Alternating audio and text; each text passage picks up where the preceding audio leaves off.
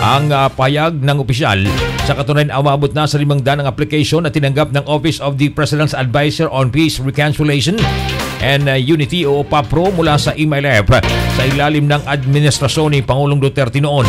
Ngunit paliwanag ng opisyal, ibinalik rin ito sa IMLF magmula nang maitatag ang NAC. Ang mga nasabing dokumento ay nasa pangangalaga ngayon ni Social Services and Development MSSD Manager Raisa Jajuri at Member of the Parliament Attorney Mary Ann Arnado. Inasa ng NAC na matatanggap nila mga ito itong araw ngayon na Biyernes, August 30, 2024. Balitang Probinsya. Samantala, puspusa na ang ginagawang paghahanda para sa kulminasyon na ika-110 na taong anibersaryo ng lalawigan ngayong September 1, kung saan isa ang kumbira sa Kapitolyo sa matampok na aktibidad na inihanda ng pamahalaang panlalawigan ng Cotabato. Pinangunahan ni Governor Emilio Lala J. Taleño Mendoza ang food tasting sa mga ihahandang pagkain na siyang ipapamahagi sa mga Cotabateño at bisitang makikiisa sa taunang selebrasyon. Dito, buong pusong pinalalahanan ni Governor Mendoza ang mga food providers hinggil sa pagsunod sa mga mahalagang alituntunin upang matiyak na di kalidad, masarap at ligtas ang mga pagkaing ihahain para sa mga mamamayan ng lalawigan. Kasama din dito ang nabutihing gobernadora si Kabacan Mayor Evangeline P. Guzman, University of Southern Mindanao Kidapawan City Campus Chancellor Runilyn Pinsoy at Provincial Administrator Aurora P. Garcia. Kasabay nito ay bumisita din kay Governor Mendoza ang ilang mga sangguniang kabataan officials mula sa bayan ng Pigkawayan. Balitang Probinsya. Samantala mga kabayan, muling siniguro naman ni Cotabato Governor Emilio Lala Dali Mendoza ang suporta nito sa kagawaran ng edukasyon sa lalawigan ng Cotabato sa ginanap na Division Stakeholders Forum sa Parkley Suite, Quirino Drive, Kidapawan City. Sa kanyang naging mensahe, binigyan din ng ina ng lalawigan ng malaking papel na ginagampanan ng mga guro sa paghubog ng mga kabataan. Nabanggit din ito na ang pamahalang panlalawigan ay nakahandang tumulong sa kagawaran at patunay rito ang pagbibigay ng libreng master's and doctorate degree scholarship program sa mga kwalipikadong guro para mas lalo pa nitong mapahusay at maiangat ang kalidad ng kanilang pagtuturo. Ito'y maliban pa sa scholarship program para sa mga kabataan at iba pang programa ng Kapitolyo na tumutugon sa pangangailangan ng mga eskwelahan at mag-aaral. Samantala, pinaalalahanan din ito ang iba pang stakeholders na dumalo sa forum na maging kabahagi sa pagsusulong ng isang komunidad kung saan ang mga bata ay nabibigyan ng pantay na oportunidad sa larangan ng edukasyon. Nagpasalamat naman si School Division Superintendent Romelito G. Flores sa tulong na ipinabot ng gobernadora para sa Cotabato Division na malaki ang niambag sa pag-angat at pagkatuto ng bawat batang Cotabateño. Samantala sa dagdag na balita, binuksan na sa mga pasahero ng eroplano ang VIP lounge sa Cotabato City Awang Airport sa bayan ng Dato Dicinso at Maguinao del Norte.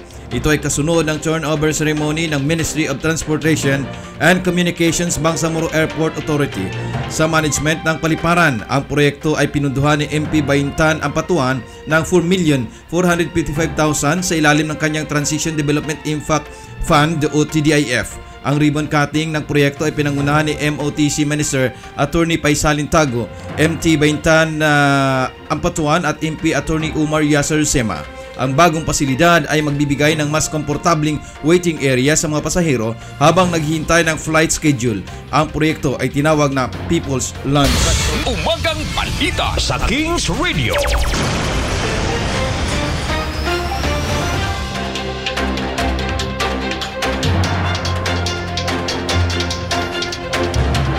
Oras ganap ng alas 6:29 ng umaga mga kabayan, Philippine Standard Time. Tuloy tayo mga kabayan. Tapoy napapakinggan sa mga himpilan ng Kings Radio Philippines sa 94.5 Kings Radio Hinubaan Negros Occidental, 102.5 Kings Radio Seattle Negros Oriental at 99.5 Kings Radio San Francisco Agusan del Sur.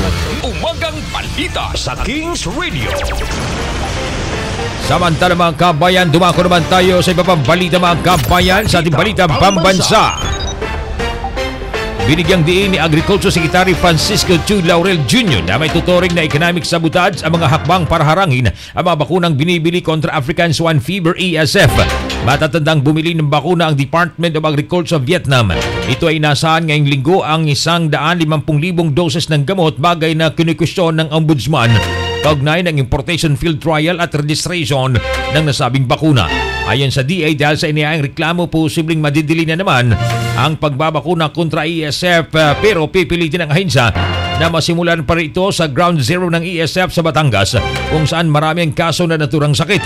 Dati nang sinabi ng BI na ikipag-ugnay na sila sa iba't ibang bansa para sa supply ng ESF vaccine sa Pilipinas, at matatandaan ngayong araw sana magkakaroon ng vaccination sa buong Balitang Pambansa.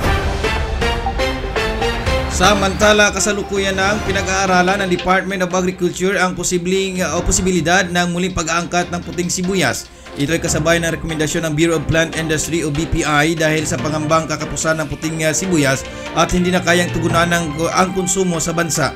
Katwiran ng DA, ang pag-aangkat ay para lamang tiyaking may sapat na stock ng puting sibuyas at hindi magkakaroon ng kakulangan sa mga merkado, kapwa para sa household at industry consumption. Sa kabila nito, tiniyak naman ng DA na sa kasalukuyan ay nananatiling sapat ang supply ng sibuyas sa mga merkado sa buong bansa. Umagang balita sa Kings Radio. Oras natin sa buong Pilipinas, mga kabayan, ginap ng alas 6:31 na ng umaga Philippine Standard Time. Sa mga nagkakape, mga nag-aalmusal po ngayon, mga kabayan, sa may mga lakad, may trabaho, ingat lamang po, medyo madulas yung ating mga kalsadahan dahil umulan ho kagabi. At makulimlim pa rin ang ating panahon, kaya magdala ng pananggalang sa ulan. Tuloy sa mga balita, dumako tayo sa mga report natin mga kasamaang Kings Reporter. Umunay bomb expert ng teroristang grupong Daula Islamia na aresto sa Maguindanao. Alamin natin detalye mga kaban report mula kay Edgar Cabanyog. Kings Radio. Report. Gar, report mo ang nasabing pagkahuli ng nasabing teroristang grupo. Na-aresto ng mga otoridad ang isang bomb expert na umano'y miyembro ng terrorist group ng Daula Islamia. Ang naturang individual ay na-aresto ng kapulisan sa bayan ng General Salipada, Cape Pindaton sa Maguindanao del Sur sa pamamagitan ng Police at Naval Intelligence. Ayon naman kay Area Police Command Western Mindanao Chief Major General Bernard Banak, ang naturang suspect ay wanted dahil sa iba't ibang mga krimen na kinauugnayan mula sa Stock Sergeant. Siya umano ang nasa likod ng mga bomb attacks sa mga bus companies na isinasagawa noong 2007 at 2015. Mayroon din itong warrant of arrest dahil sa 4 counts na attempted murder na unang inilabas ng korte noong 2022 sa North Cotabato. Bawat kaso ay may inirekomendang 120,000 pesos na piyansa. Hindi na naman inilabas ang pangalan ng suspect para sa nagpapatuloy na investigasyon ukol sa kanya. Yan ang report. Edgar Cabanyog para sa Umagang Balita sa Kings Umagang Radio. balita sa Kings Radio. Samantala mga kabayan, tuklasin ang yaman ng Midsayap sa yaman ng Cotabato Travel and Trade Expo. Alamin natin ang detalye ng balitang ito mula kay Kings Marcel Radio. Bayuna. Report.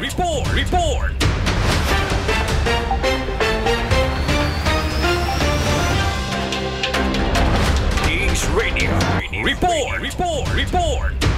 Inanyayahan ni Mayor Rolly Sacdala ng lahat ng mamamayan at turista na tuklasin ang tanging yaman na Midsayap sa yaman ng Cotabato Travel and Trade Expo bagay na pagdiriwang ng Kalibungan Festival 2024. Masisilayan dito ang iba't ibang lokal na produkto na likha ng Midsayapinyo sa ilalim ng programang One Barangay, One Product o BOP na naging sanhi ng pagkakamit ng bayan ng Presidential Award dahil sa patagumpay na pagpapatupad na nasabing programa. Tampok din ang mga sariwang gulay at prutas mula sa mga magsasakang Midsayapinyo. Ang exhibit booth na Midsayap ay dinisenyo na hango sa Gerald Monkey Heritage House, isang cultural heritage site na sumailalim sa mayamang kasaysayan at kultura ng bayan. Tara na at suportahan ang natatanging yaman na Midsayap na matatagpuan sa likod ng Pavilion Amas, Kidapawan City. At yan ang report, Maricel Bayuna para sa Umagang Balita sa Kings Umagang Radio. balita sa Kings Radio.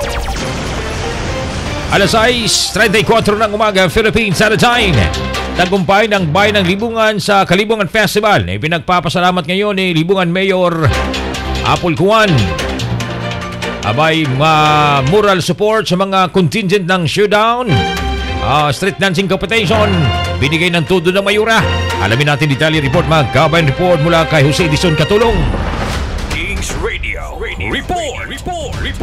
Hindi naman kagandahan ang may pagmalaki ng bayan ng Libungan, kundi ito rin ang bayan pinamumugaran ng katalinuhan. Buong pagmamalaking sinabi ni Libungan Municipal Mayor Engineer Angel Rose Apple Elocuan sa panayam sa kanya ng Kings Radio News Team na isang malaking karangalan para sa kanilang bayan ang mga tagumpay na nakamit ng kanilang participants sa Kalibungan Festival, partikular na ang pagkakapasok ng dalawang kandidata sa mutya ng Cotabato 2024 at ang basketball team na pumasok sa championship game. Hindi man nakuha ng bayan ang pagiging kampiyon, subalit malaking karangalan pa rin para sa kanila ang makapasok sa final round ng sinalihang event na ayon sa alkalde ay nakapagbigay ng inspirasyon o panglalo pang pag-usayin ng mga participants ang kanilang galing sa mga events na nilahukan.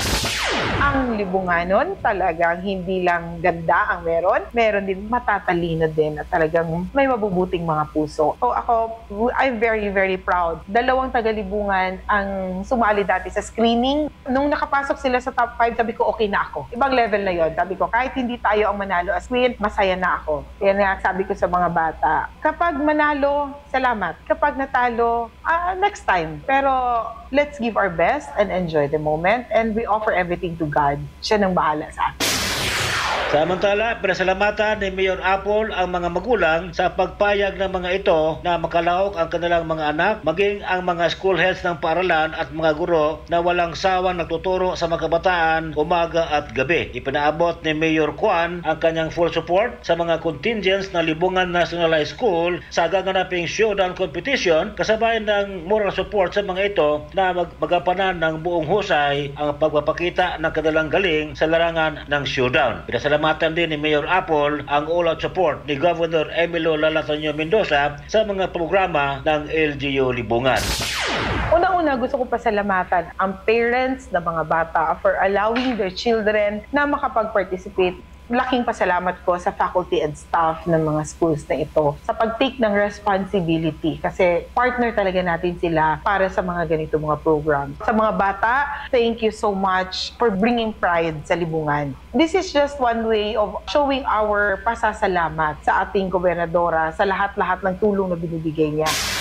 Kinampirma naman ni Ginoong Ramil Licayan, ang Assistant Principal ng Libungan National High School, na aabot sa 600 participants kasama na ang mga craftsmen ang tumulak papuntang Amas Kidapawan para sa kanilang pagsabak sa drum and lyre competitions, kasabay na padalangin sana manalo ang mga ito sa kompetisyon. Gugunitang ang Libungan National High School ang nagkampiyon sa drum and lyre competition noong ginanap ang 63rd founding anniversary at 9th Katambulit Festival ng Bayan ng Libungan noong August 7, 2024. Sana maging successful yung celebration natin sa Kalibungan Festival at sana you please help us pray na yung contingent na Kalibungan ay mananalo sa contest na sasalihan natin.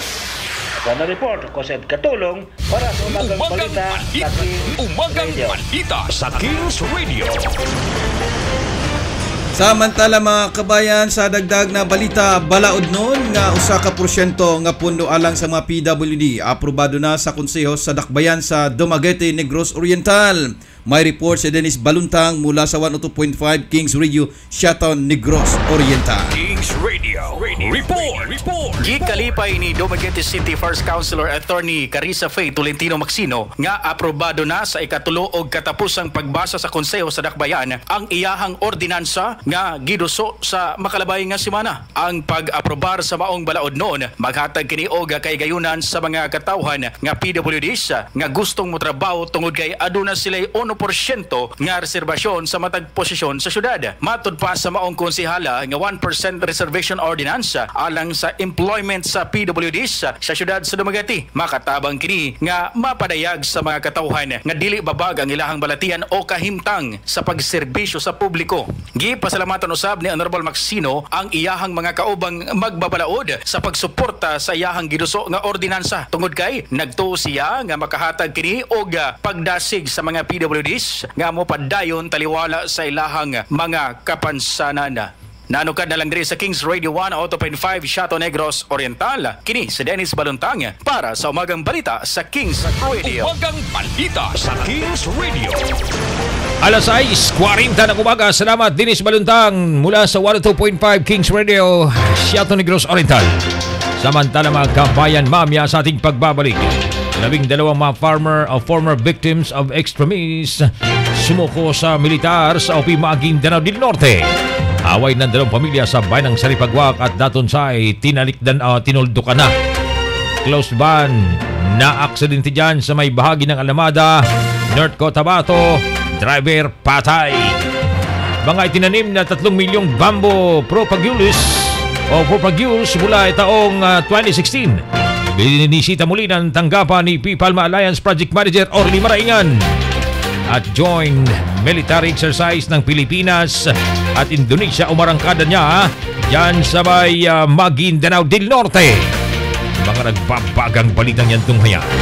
Sa kamo natin malatutunan mga kampayan sa pagbabalik po ng Umagang balita sa Kings Radio. Ang pagpapundisyon